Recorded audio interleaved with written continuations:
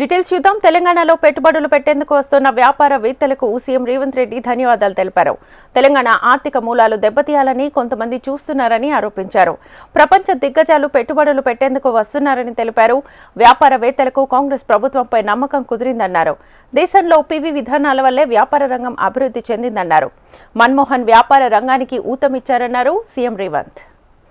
World Economic Forum నుంచి దాదాపుగా 1,80,000 కోట్ల రూపాయలు తెలంగాణ రాష్ట్రంలో పెట్టుబడులు పెట్టడానికి మన రాష్ట్ర ప్రభుత్వం ఆకర్షించింది. తెలంగాణ రాష్ట్ర ప్రభుత్వం మీద విశ్వాసం, నమ్మకంతో ఇక్కడ పెట్టుబడులు పెట్టడం ద్వారా వాళ్ళ వ్యాపార విస్తరణనే కాకుండా తెలంగాణలో ఉన్న నిరుద్యోగ యువకులకు ఉద్యోగ ఉపాధి అవకాశాలు కల్పించడానికి ముందుకొచ్చినందుకు ఆయా సంస్థల యజమానులకు తెలంగాణ రాష్ట్ర ప్రభుత్వం తరఫున మనస్ఫూర్తిగా అభినందనలు తెలియజేస్తాం. ప్రభుత్వం ఏర్పడి 14 నెలలు పూర్తిగా వస్తున్న సందర్భంలో మా ప్రభుత్వం సాధించిన విజయాలలో ఈ విజయం అత్యంత కీలకమైన విజయం.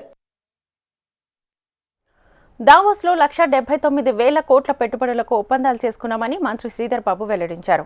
దావోస్ పర్యటన వివరాలను సచివాలయంలో మంత్రి వివరించారు. తమ ప్రభుత్వం పెద్ద లక్ష్యాలను పెట్టుకుందన్న శ్రీధర్ బాబు వేగంగా అనుమతులు ఇచ్చేందుకు ప్రయత్నాలు చేస్తున్నామని అన్నారు.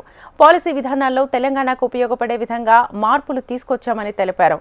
తెలంగాణలో ఉపాధి కల్పనే తమ ప్రభుత్వ లక్ష్యమని మంత్రి శ్రీధర్ బాబు స్పష్టం చేశారు. స్విట్జర్లాండ్లో ప్రతి సంవత్సరం అంతర్జాతీయ ఆర్థిక సదస్సు దావోస్కు సంబంధించి కానీ దాని తదుపరి జూరిక్ ప్రాంతంలో జరిగిన అనేక వాణిజ్యం వ్యాపారానికి సంబంధించిన ఒప్పందాలకు సంబంధించి రాష్ట్ర ప్రభుత్వంపై ఒక నమ్మకం, ప్రభుత్వ విధానాలపై ఒక నమ్మకం. గత సంవత్సరం 2024 జనవరి మాసంలో జరిగిన దావోస్ సంబంధించి కాంగ్రెస్ పార్టీ ప్రభుత్వంపై నమ్మకం ఉంచి ఆనాడు ఎప్పుడు లేని విధంగా 40,000 పైచిలకు ఒప్పందాలు చేసుకొని తదుపరి సంవత్సర కాలం పాటు కూడా మా కాంగ్రెస్ పార్టీ ప్రభుత్వం తెలంగాణ రాష్ట్రాన్ని అగ్రగామి రాష్ట్రంగా కేవలం దేశవ్యాప్తంగా కాదు ప్రపంచవ్యాప్తంలో కూడా ఒక మెరుగైన వాణిజ్యం, వ్యాపారం, ఈరోజు ఒక ఇండస్ట్రీ సెంట్రిక్ స్టేట్గా ఎదగాలని ముఖ్యమంత్రి గారి ఆలోచనలో భాగంగా ముందుకెళ్తా ఉన్న తరుణంలో ప్రభుత్వం అనుసరిస్తూ ఉన్న విధానపరమైన ఆలోచనలు కానీ గమనించి పెద్ద ఎత్తున పెట్టుబడులను పెట్టడానికి ముందుకొచ్చిన దావోస్ పెట్టుబడుల కట్టుకథను నమ్మించేందుకు రేవంత్ రెడ్డి శతవిధాలా ప్రయత్నించినా అటర్ఫ్లాప్ అయిందని మాజీ మంత్రి హరీష్ రావు ఎక్స్ వేదికగా విమర్శించారు. ప్రెస్ రిలీజులు, మీడియా కవరేజీలు, ఈనో స్టోరీలు ఎవరూ నమ్మడం లేదన్నారు. దావోస్లో జరిగే ఎంఓయూలు అన్నీ ఎక్స్ప్రెషన్ ఆఫ్ ఇంట్రెస్ట్ మాత్రమే అని అన్నారు. ఎవరైనా ఓపెన్ టెండర్లో రావాల్సిందే అని ఆర్థిక మంత్రి బట్టి చెప్పిన విషయాన్ని గుర్తు చేశారు. బట్టి చెప్పింది నిజమా లేకపోతే మీరు చెప్పింది వాస్తవమా అని నిలదీశారు.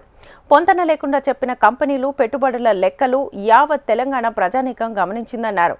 అంతా డొల్ల ప్రచారం అని తేలిపోయిందని విమర్శించారు.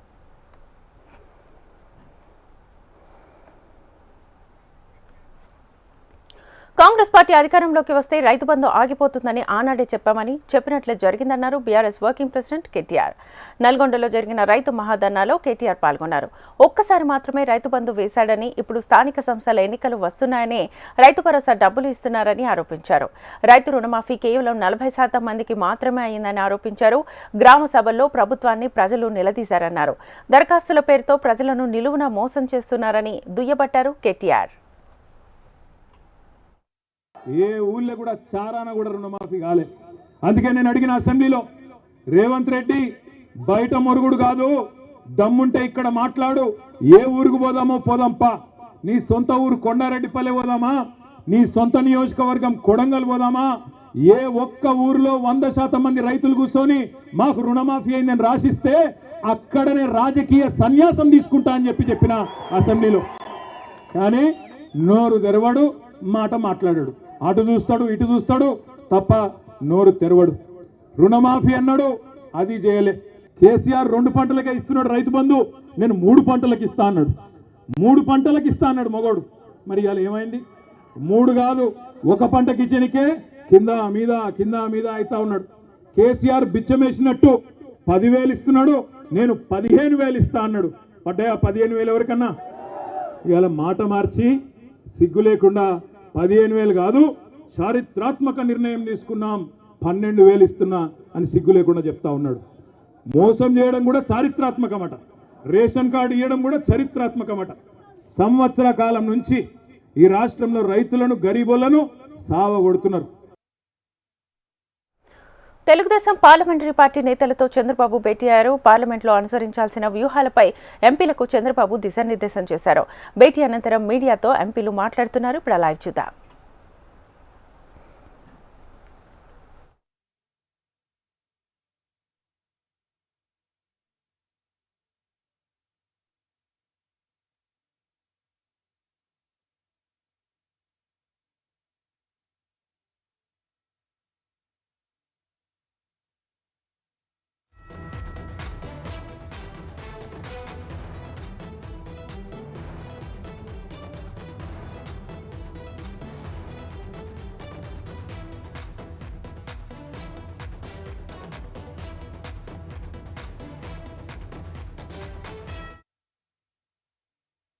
రెండు గంటలు అధ్యక్షులు నారా చంద్రబాబు నాయుడు గారు, మా యువనేత నారా లోకేష్ గారి ఆధ్వర్యంలో చాలా బాగా జరిగింది. రేపు బడ్జెట్ సమావేశాల్లో ఆల్రెడీ రాష్ట్రానికి వచ్చిన నిధులు కాకుండా ఇంకా ఏమేమి నిధుల మీద మేము ఈ పోరాటం చేయాలి అంటే, పోరాటం కాదు, ఎట్లాగో ఇది డబుల్ ఇంజిన్ సర్కార్ కాబట్టి ఎదువేరంగా నిధులు రాబట్టుకోవాలి. అంతేకాకుండా రేపు రాబోయే బిల్లుల గురించి కూడా చర్చించడం జరిగింది. వీటిలన్నింటినీ కూలంకషంగా చర్చించి అధ్యక్షుల వారు 2వ తారీఖు ఢిల్లీ వస్తున్న సందర్భంగా మళ్ళీ అక్కడ ఇంకొక సమావేశం ఏర్పాటు చేసుకుని తప్పకుండా ఇవాళ అనుసరించాల్సిన వ్యూహం గురించి కొన్ని సూచనలు చేశారు.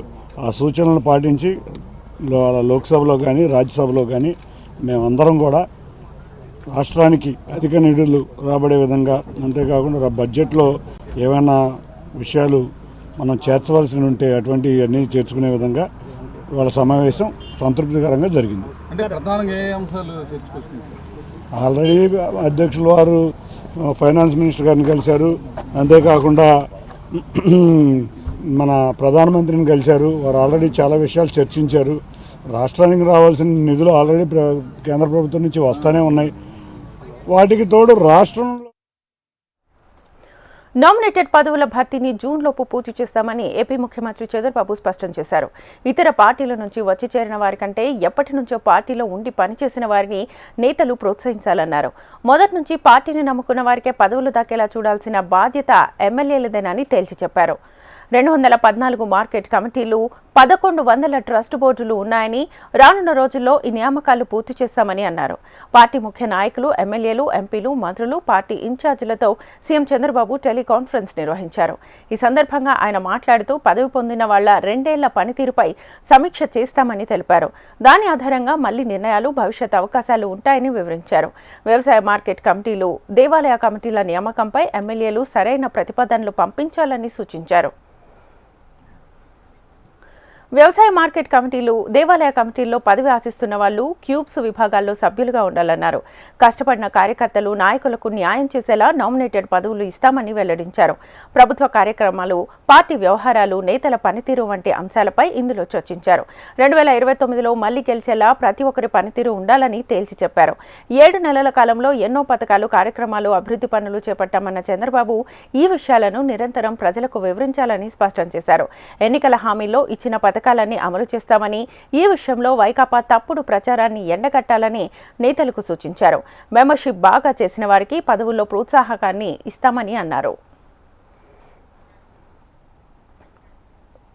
అన్నమయ్య జిల్లా గాలివీడు మండలం వెల్లికల్లు ప్రాజెక్టులో రాష్ట్ర రవాణా, యువజన, క్రీడల శాఖ మంత్రి మండిపల్లి రాంప్రసాద్ రెడ్డి చేప పిల్లలను వదిలారు.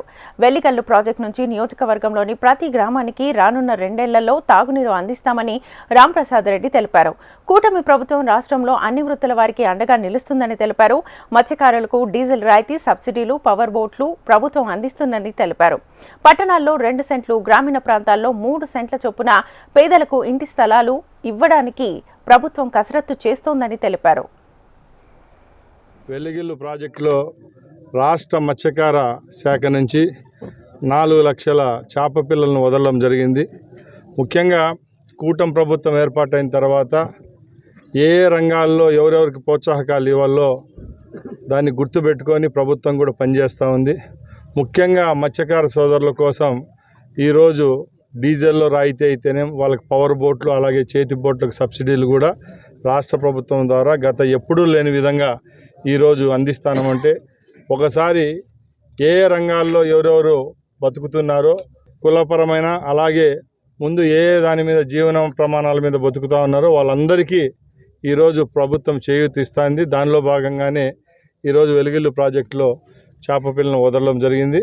ముఖ్యంగా ఒకటే చెప్తున్నాం, 8 నెలలైంది ప్రభుత్వం వచ్చి ఎక్కడ ఏ విధమైన సమస్యలు లేకుండా ఆటుపోట్లు లేకుండా అభివృద్ధి సంక్షేమం రెండు కళ్ళుగా చూసుకుంటూ చంద్రబాబు నాయుడు గారి నాయకత్వంలో ప్రభుత్వం ముందుకెళ్తా ఉంది. దానిలో భాగంగానే గ్రామసీమల్లో ఎప్పుడూ లేని విధంగా నీటి సమస్య ఉంటే తక్షణమే పరిష్కరిస్తున్నాం. అలాగే రహదారుల విషయంలోనైతేనే అన్ని విషయాల్లో ఈ ప్రభుత్వం ముందుకెళ్తా ఉంది. ముఖ్యంగా ప్రజలందరూ గమనిస్తున్నారు, గత 5 సంవత్సరాలు జగన్మోహన్ రెడ్డి ప్రభుత్వంలో ఎక్కడ చూసినా అరాచకాలు జరిగేటి. ఈరోజు పార్టీలకు అతీతంగా అభివృద్ధి కార్యక్రమాలు సంక్షేమ ఫలాలు అందించే దాంట్లో మా ప్రభుత్వం ముందుందని చెప్పి మీ అందరికీ తెలియజేసుకుంటున్నాం. వైసీపీకి రాజీనామా చేస్తున్నారన్న వార్తలపై ఎంపీ అయోధ్య రామిరెడ్డి స్పందించారు. రాజకీయాల్లో ఒడిదుడుకులు సర్వసాధారణమని అన్నారు. రాజకీయాల్లో గెలిచినప్పుడు బాగానే ఉంటుందని, ఓడినప్పుడు కొన్ని సమస్యలు ఉంటాయని అన్నారు. అవి తట్టుకొని నిలబడే శక్తి ఉండాలని అన్నారు. ఇది రాజకీయాల్లోనే కాదు, వ్యాపారాల్లోనూ దీని ప్రభావం ఉంటుందన్నారు. మనిషి జీవితంలో అన్ని రంగాల్లో రాణించిన తర్వాతే రాజకీయాల్లోకి రావాలన్నారు వైసీపీ అయోధ్య రామిరెడ్డి. ప్రెజర్స్ ఉంటాయి, అందరూ తట్టుకోలేరు కదా. రాజకీయ నేపథ్యం నుంచి వచ్చిన వాళ్ళకి తెలుస్తాయి కొన్ని. వేరే ప్రొఫెషన్స్ నుంచి వచ్చిన వాళ్ళకి అంత ఈజీగా ఉండదు. ఒక్కోసారి 100 మార్కులు వస్తాయి, ఒక్కోసారి 0 మార్కులు వస్తాయి. కొంచెం ఆ ఒత్తిళ్ళు వచ్చినప్పుడు నిలబెట్టుకొని దాన్ని సర్దుకొని జాగ్రత్త చేసుకొని వెళ్ళే ప్రాసెస్లో కొంతమంది సర్దుకోగలుగుతారు, కొంతమంది సర్దుకోలేకపోతారు. ఒకటే గుర్తుపెట్టుకోండి, ఈ వ్యవస్థలో ఈరోజు నంబర్స్ గేమ్ ఉంది. నంబర్స్ గేమ్లో ఒత్తిళ్ళు ఉంటాయి, లేకుండా ఉంటాయి. సో దాన్ని బ్యాలెన్స్ చేసుకొని వెళ్ళే విధంగా రాజకీయ నాయకులు ముందుకెళ్ళేటట్టు చేసుకోవాలి. ప్రతి మనిషికి కూడాను రాజకీయాల్లో వచ్చే ముందు అన్నీ చూసుకొని రావాలి. నేను పెద్దగా చెప్తాను, personal life, professional life, social life, then political life అంటాను నేను. ముందు నువ్వు ఇంట్లో నీ భార్య పిల్లలకి నువ్వు చేసుకునే పనులకి వీటన్నిటి జాగ్రత్త చూసుకొని సమాజానికి సేవ చేసి తర్వాత రాజకీయానికి రా. అంతేగాని నేను డైరెక్ట్గా రాజకీయానికి వచ్చిన కాడి నుంచి ఇక్కడ దీంట్లో ఉండే ప్రజర్స్ని మనం అడ్రస్ చేయకుండా మళ్ళీ ఇంట్లో అక్కడ ప్రాబ్లమ్స్ని వీటన్నిటి ప్రొఫెషనల్ ప్రాబ్లమ్ అన్నీ ఇబ్బంది పడిపోతూ ఉన్నారు. సో వాటిని బ్యాలెన్స్ చేసుకొని వెళ్ళే విధంగా రాజకీయ నాయకులు రావాల్సిన అవసరం ఉంది. ఉస్మానియా ఆసుపత్రి నూతన భవనాల డిజైన్లపై ఆరోగ్య శాఖ మంత్రి దామోదర రాజనరసింహ సమీక్ష నిర్వహించారు. సమావేశంలో ఆరోగ్య శాఖ అధికారులతో పాటు R&B శాఖల ఉన్నతాధికారులు పాల్గొన్నారు. ఈ నెల 31న నూతన భవనాలకు సీఎం రేవంత్ రెడ్డి శంకుస్థాపన చేయనున్నారు. ఈ నేపథ్యంలో డిజైన్లను సమీక్షించారు. ఈ నెల 25న జరిగిన సమీక్షలో డిజైన్లలో పలు మార్పులను సీఎం రేవంత్ రెడ్డి సూచించారు. మార్పులు చేసిన డిజైన్లపై మంత్రికి పవర్ పాయింట్ ప్రజెంటేషన్ ద్వారా అధికారులు చూపించారు.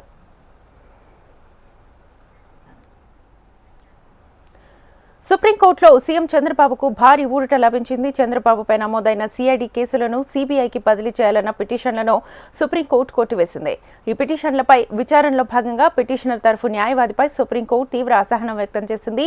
ఇదొక పనికి మాలిన పిటిషన్ అని, ఇలాంటి కేసులు ఎలా టేకప్ చేస్తారంటూ న్యాయవాదిని ప్రశ్నించింది సుప్రీం. పిటిషన్పై ఒక్క మాట మాట్లాడినా భారీ జరిమానా విధిస్తామని హెచ్చరించింది. 10 ఏళ్లుగా లైవ్ ఈవెంట్లు, కాన్సర్ట్లు ట్రెండ్ పెరుగుతోందని ప్రధాని మోదీ అన్నారు. ఒడిశా రాజధాని భువనేశ్వర్లో 2 రోజుల పాటు జరిగే ఉత్కర్ష ఒడిశా సదస్సుకు ప్రధాని మోదీ ముఖ్య అతిథిగా హాజరయ్యారు. ముంబై, అహ్మదాబాద్లో నిర్వహించిన కోల్డ్ ప్లే కాన్సర్ట్లకు మన దేశంలో మంచి స్కోప్ ఉందన్నారు. దేశంలో కాన్సర్ట్ ఎకానమీ రంగం రోజురోజుకి వృద్ధి చెందుతోందన్నారు.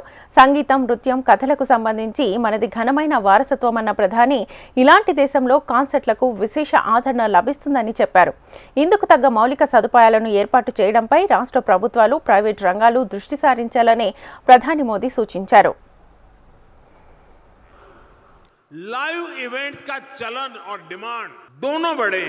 पिछले कुछ दिनों में आपने मुंबई और अहमदाबाद में हुए कोल्ड प्ले कॉन्सर्ट की शानदार तस्वीरें देखी होगी। ये इस बात का प्रमाण है कि लाइव कॉन्सर्ट्स के लिए भारत में कितना स्कोप है। दुनिया के बड़े बड़े कलाकार, बड़े बड़े आर्टिस्ट भी भारत की तरफ आकर्षित हो रहे हैं। कंसर्ट इकोनॉमी से टूरिज्म भी बढ़ता है और बड़ी संख्या में जॉब्स क्रिएट होती है। मेरा राज्यों से, प्राइवेट सेक्टर से आग्रह है कि कंसर्ट इकोनॉमी के लिए जरूरी इंफ्रास्ट्रक्चर पर फोकस करें, जरूरी स्किल्स पर फोकस करें। इवेंट मैनेजमेंट हो, आर्टिस्ट की ग्रूमिंग हो, सिक्योरिटी और दूसरे इंतजाम हो, इन सभी में नई संभावनाएं बन। బిలియనీర్లు తీసుకున్న రుణాలను కేంద్ర ప్రభుత్వం మాఫీ చేస్తోందని ఆమ్ ఆద్మీ పార్టీ జాతీయ కన్వీనర్ అరవింద్ కేజ్రీవాల్ ఆరోపించారు. వారి రుణమాఫీని నిషేధించేలా దేశవ్యాప్తంగా ఒక చట్టాన్ని తీసుకురావాలని డిమాండ్ చేశారు. ఆ మేరకు ప్రధాని మోదీకి కేజ్రీవాల్ లేఖ రాశారు. ఆ రుణాల మాఫీ వల్ల ప్రజలకు జరిగే నష్టాన్ని గురించి అందులో పేర్కొన్నారు. కోటీశ్వరులు తీసుకున్న వేల కోట్ల రుణాలను కేంద్రం మాఫీ చేస్తోందని, వారికి అనుకూలంగా వ్యవహరిస్తోందని మండిపడ్డారు. దీంతో సాధారణ ప్రజలు అధిక పన్ను భారాన్ని మోయలేకపోతున్నారని తెలిపారు. సామాన్యులు తీసుకునే గృహ, వాహన, ఇతర రుణాలను కేంద్రం ఎందుకని మాఫీ చేయడం లేదని ప్రశ్నించారు. బిలియనీర్ల రుణమాఫీని ఆపితే సామాన్యులపై ఆదాయ పన్ను, జీఎస్టీ రేట్ల భారాన్ని సగానికి తగ్గించవచ్చునన్నారు. నిత్యావసర వస్తువులపై జీఎస్టీ తొలగించవచ్చునన్నారు అరవింద్ కేజ్రీవాల్. एक मिडिल क्लास वाला बेचारा 1 लाख रुपए अगर महीना कमाता है, उसके 60-70 हजार रुपए ईएमआई में चले जाते हैं। होम लोन ले रखा है उसने, व्हीकल लोन ले रखा है, ये लोन ले रखा है, वो लोन ले रखा है, 60-70 हजार रुपए उसका कर्जा माफ नहीं करते। उनका कर्जा माफ कर दो, सबके होम लोन माफ कर दो, सबके व्हीकल लोन माफ कर दो, मिडिल क्लास के, किसानों के लोन माफ कर दो। लेकिन ये अरबपतियों के लोन माफ करना, कर्जे माफ करना बंद होना चाहिए। हम मांग करते हैं मिडिल क्लास के सारे ईएमआई माफ कर दो, किसानों के सारे कर्जे माफ कर दो। और मैंने हिसाब लगाया कि अगर अरबपतियों को पैसा देना बंद कर दिया, कर्जे माफ करना बंद कर दिया, तो देश के अंदर इनकम टैक्स की दरें हाफ की जा सकती हैं, इनकम टैक्स का रेट हाफ किया जा सकता है, इनकम टैक्स की जो टैक्सेबल लिमिट है इनकम टैक्स की, ये डबल की जा सकती है। जीएसटी, सारी चीजों के ऊपर जीएसटी आधा किया जा सकता है। जितने खाने पीने की चीजें, एसेंशियल कमोडिटीज हैं, उनके ऊपर जीएसटी माफ किया जा सकता है। 4 चीजें, इनकम टैक्स आधी रेट हो सकती है, टैक्सेबल इनकम की दर डबल हो सकती, टैक्सेबल इनकम की जो लिमिट है वो डबल हो सकती है, जीएसटी की रेट आधे हो सकते हैं सारी चीजों के ऊपर। దేశంలోని బడా కంపెనీల్లో బహుజనులు ఎవరూ లేరని రాహుల్ గాంధీ అన్నారు. ఢిల్లీ అసెంబ్లీ ఎన్నికల్లో భాగంగా కాంగ్రెస్ అభ్యర్థుల తరఫున రాహుల్ ప్రచారం నిర్వహించారు. పారిశ్రామికవేత్తల్లో ఒక్కరు కూడా ఎస్సీ, ఎస్టీ, మైనార్టీలు లేరన్నారు. కంపెనీల్లోని మేనేజర్ స్థాయి పోస్టుల్లో కూడా బహుజనులు లేరని విమర్శించారు. దేశంలో నిరుద్యోగం రోజురోజుకి పెరిగిపోతోందని, పీజీలు చేసినా ఉద్యోగాలు దొరకడం లేదన్నారు రాహుల్ గాంధీ. तो जीएसटी का पैसा, ये जीएसटी लागू की इन्होंने, नोटबंदी की। आप सोचिए, नोटबंदी और जीएसटी को से किसका फायदा होता है? छोटे दुकानदारों का नहीं होता, छोटे बिजनेस वालों का नहीं होता, किसानों का नहीं होता, मजदूरों का नहीं होता, स्टूडेंट्स का नहीं होता, अरबपतियों का होता है। ये पूरा का पूरा इनकी जो पॉलिसीज हैं, ये सारी की सारी अरबपतियों की पॉलिसीज हैं। तो जीएसटी आप देते हो, आपने शर्ट खरीदी, वही शर्ट अगर अदानी खरीदेगा, जितनी जीएसटी आप देते हो उतनी जीएसटी वो देगा। आपने किसी रेस्टोरेंट में खाना खाया, जितनी जीएसटी आप दोगे उतनी जीएसटी अदानी देगा। हिंदुस्तान को 5-7% लोग चलाते हैं। 500 कंपनी हैं जो हैं हिंदुस्तान की सबसे बड़ी, अदानी, अंबानी, इन 500 कंपनी की लिस्ट निकालो, आप हैरान हो जाओगे। मालिकों की लिस्ट में आपको एक पिछड़े वर्ग का, एक दलित, एक आदिवासी, एक माइनॉरिटी नहीं मिल सकता, कोई ही नहीं। उनकी मैनेजमेंट की लिस्ट निकालो, जिनकी 90% आबादी है, उनका आपको एक आदमी नहीं मिलेगा सीनियर मैनेजमेंट में। मुझे दिखा दो, नाम बता दो, अदानी की कंपनी में दलित व्यक्ति का नाम बता दो जो मैनेजमेंट में है, जो चला रहा है कंपनी को। అమెరికా పౌరులకు ఆదాయ పన్ను నుంచి విముక్తి కల్పించేలా ఆ దేశ అధ్యక్షుడు డొనాల్డ్ ట్రంప్ ప్రతిపాదనలు చేశారు. ప్రజలు స్వేచ్ఛగా ఖర్చు చేసి ఆర్థిక వ్యవస్థలోకి నిధుల ప్రవాహాన్ని పెంచేందుకే ఈ దిశగా అడుగులు వేస్తున్నట్లుగా తెలుస్తోంది. ప్రజలను ధనవంతులు చేసే వ్యవస్థ పునరుద్ధరణ దిశగా ఈ చర్య ఉపయోగపడుతుందని ట్రంప్ అభిప్రాయపడ్డారు. అమెరికా ప్రజలు 1870-1913 మధ్యనే ధనవంతులుగా ఉండేవారన్నారు. నాడు సుంకాల ఆధారిత ఆర్థిక వ్యవస్థ ఉండేదని చెప్పారు. అప్పట్లో దిగుమతి సుంకాల నుంచి ప్రభుత్వానికి పెద్ద మొత్తంలో ఆదాయం లభించేదన్నారు. అమెరికా తక్షణమే తన వాణిజ్య వ్యవస్థను మార్చుకోవాలన్నారు. భారత్, చైనా, బ్రెజిల్ దేశాలపై అత్యధిక పన్నులు విధిస్తామని ట్రంప్ స్పష్టం చేశారు. చైనా, భారత్, బ్రెజిల్ మాదిరి మనం ఎందుకు చేయకూడదని అన్నారు. అమెరికా పౌరుల ప్రయోజనాలే అన్నింటికంటే ముఖ్యమన్నారు Donald Trump. It's time for the United States to return to the system that made us richer and more powerful than ever before. Do you know the United States in 1870 to 1913, all tariffs, and that was the richest period in the history of the United States, relatively speaking. In other words, relatively. And they set up the Great Tariff Commission of 1887, and this commission had one function: what to do with all the money that we took in. It was so enormous that they had no idea. It was a blue ribbon committee. It was set up 1887. And what to do with all of the money that we had. And again, Teddy Roosevelt was a beneficiary because when McKinley was killed, he took over this vast sum of money and he did all of those national parks and all of the other things. And I'm not knocking him, but he was given a vast amount of money. And that was all made through tariffs. We had no income tax. The income tax came in 1913. As I said in my speech last week, instead of taxing our citizens to enrich foreign nations, we should be tariffing and taxing foreign nations to enrich our citizens. Does that make sense, right? ప్రధాని Modi America పర్యటనకు వెళ్లే అవకాశాలు ఉన్నాయి. ఫిబ్రవరిలో Modi white హౌస్ను visit చేయనున్నట్లుగా America అధ్యక్షుడు Donald Trump తెలిపారు. దేశ అధ్యక్షుడిగా రెండోసారి ఎన్నికైన ట్రంప్తో ప్రధాని మోదీ ఫోన్లో మాట్లాడారు. ఆ ఫోన్ సంభాషణ గురించి ట్రంప్ వెల్లడించారు. ఫ్లోరిడాలోని జాయింట్ బేస్ ఆండ్రూస్ నుంచి ఎయిర్ ఫోర్స్ 1 విమానంలో వెళ్తున్న సమయంలో ట్రంప్ రిపోర్టర్స్తో మాట్లాడారు. భారత ప్రధాని మోదీతో ఫోన్లో మాట్లాడానని, ఆయన వైట్ హౌస్కు రానున్నారని, బహుశా ఫిబ్రవరిలో ఆయన వైట్ హౌస్ను విజిట్ చేసే ఛాన్స్ ఉన్నట్లుగా తెలిపారు. ఇండియాతో తమకు మంచి రిలేషన్ ఉందని ట్రంప్ పేర్కొన్నారు. మోదీతో ఫోన్లో అన్ని అంశాల గురించి చర్చించినట్లుగా ప్రెసిడెంట్ ట్రంప్ పేర్కొన్నారు. రంగారెడ్డి జిల్లా ప్రొద్దుటూరులో ప్రపంచ స్థాయి ఎకో ఫ్రెండ్లీ ఎక్స్పీరియన్స్ పార్క్ను సీఎం రేవంత్ రెడ్డి ప్రారంభించారు. ఈ కార్యక్రమంలో మంత్రి జూపల్లి కృష్ణారావు, ప్రముఖ సినీ నటుడు చిరంజీవి, ప్రభుత్వ విప్ మహేందర్ రెడ్డి తదితరులు పాల్గొన్నారు. ప్రపంచ స్థాయి ప్రమాణాలతో 150 ఎకరాల్లో ఈ పార్కును తీర్చిదిద్దారు. ఇందులో 25,000 జాతుల మొక్కలున్నాయి. 85 దేశాల నుంచి దిగుమతి చేసుకున్న అరుదైన వృక్షాలు, చెట్లు ఉన్నాయి. ఎక్స్పీరియం పార్కులో 1,00,000 నుంచి 3.5 కోట్ల రూపాయల విలువ చేసే అరుదైన వృక్షాలను అందుబాటులో ఉంచారు. ఇప్పటికే పలు వృక్షాలను సినీ, రాజకీయ, వ్యాపార ప్రముఖులు కొనుగోలు చేశారు.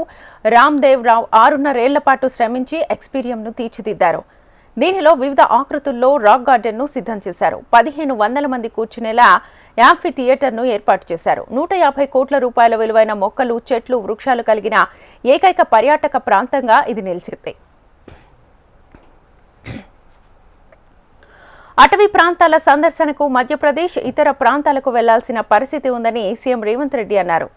మందిరాల దర్శనాల కోసం తమిళనాడు, ఇతర ప్రాంతాలకు వెళ్తుంటామన్నారు. అన్ని సహజ వనరులు ఉన్న తెలంగాణపై గత ప్రభుత్వాలు దృష్టి పెట్టలేదని ఆరోపించారు. ఎకో టూరిజంపై ఇటీవలే అసెంబ్లీలో చర్చించామని, పర్యాటక పాలసీ తీసుకొచ్చి ఎకో టూరిజాన్ని ప్రోత్సహిస్తామన్నారు. ఎకో టూరిజం కింద త్వరలోనే వికారాబాద్ను అభివృద్ధి చేస్తామని ప్రకటించారు.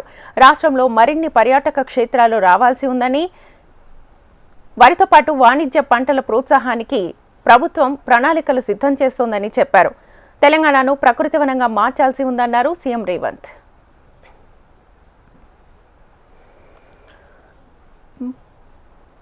పొద్దుటూరు ప్రదేశం తనకు ముందే తెలుసునని, తాను ఇల్లు కట్టుకుంటున్నప్పుడే రామ్దేవ్ కొన్ని విదేశీ మొక్కలు ఇచ్చారన్నారు సినీ హీరో చిరంజీవి. తమ ఇంటి వద్ద పెరిగిన మొక్కలను చూస్తే చాలా ఆహ్లాదకరంగా అనిపిస్తుందని తెలిపారు. మన హైదరాబాద్లోనే ఇలాంటి మొక్కలను రామ్దేవ్ తీసుకురావడం అభినందనీయమన్నారు.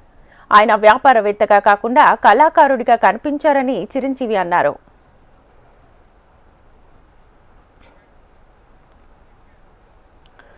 గద్దర్పై ఏపీ బీజేపీ ఉపాధ్యక్షుడు విష్ణువర్ధన్ రెడ్డి సంచలన వ్యాఖ్యలు చేశారు. గద్దర్ను ఎల్టీటీ ప్రభాకరన్, నయీంలతో పోల్చారు.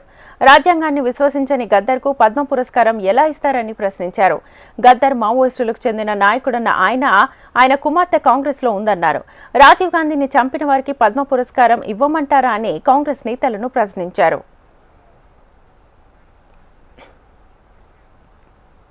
ఆంధ్రప్రదేశ్లో క్రైమ్ తగ్గిందని డీజీపీ ద్వారకా తిరుమల అన్నారు. ఉత్తరాంధ్ర జిల్లాల పర్యటనలో భాగంగా శ్రీకాకుళం, విజయనగరంలో ఆయన వివిధ అంశాలపై రివ్యూ నిర్వహించారు. మాదక ద్రవ్యాలు, డిజిటల్ అరెస్టులు, హనీ ట్రాప్ వంటి అంశాలపై నగరాలు, గ్రామాల్లో అవగాహన కల్పిస్తున్నామన్నారు.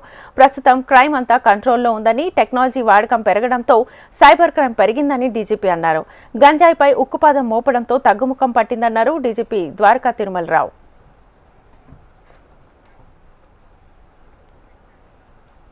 తెలుగు రాష్ట్రాల్లో సంచలనం రేపిన మీర్పేట్ హత్య కేసు వివరాలను పోలీసులు వెల్లడించారు.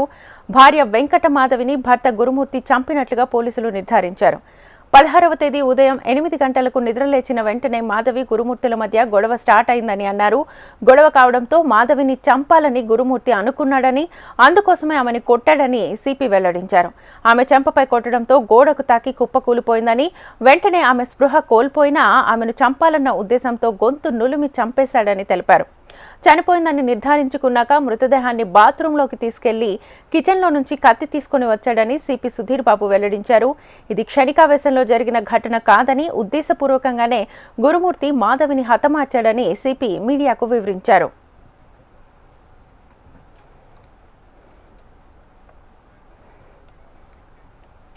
సంగారెడ్డి జిల్లా అమీన్పూర్లో హైడ్రా కూల్చివేతలు చేపట్టింది. పెద్ద చెరువు సమీపంలో నిబంధనలకు విరుద్ధంగా నిర్మించిన ఫెన్సింగ్ ను హైడ్రా సిబ్బంది నేలమట్టం చేశారు.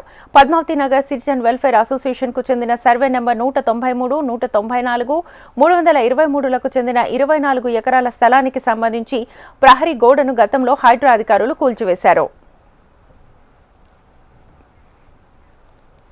ఉత్తరప్రదేశ్లోని ప్రయాగ్రాజ్లో మహాకుంభమేళా కొనసాగుతోంది. గంగా, యమున, సరస్వతి నదులు కలిసే త్రివేణి సంగమంలో పుణ్య స్నానాల్ని ఆచరించేందుకు ప్రపంచం నలుమూలల నుంచి అంచనాలకు మించి తరలి వస్తున్నారు. మహాకుంభమేళా వేళ యూపీలోని ప్రఖ్యాత ప్రదేశం అయోధ్యకు కూడా భక్తులు పోటెత్తుతున్నారు. అయోధ్య రామ మందిరాన్ని సందర్శిస్తున్నారు. ఇది ఇవాల్టి prime time news. Keep watching HM TV.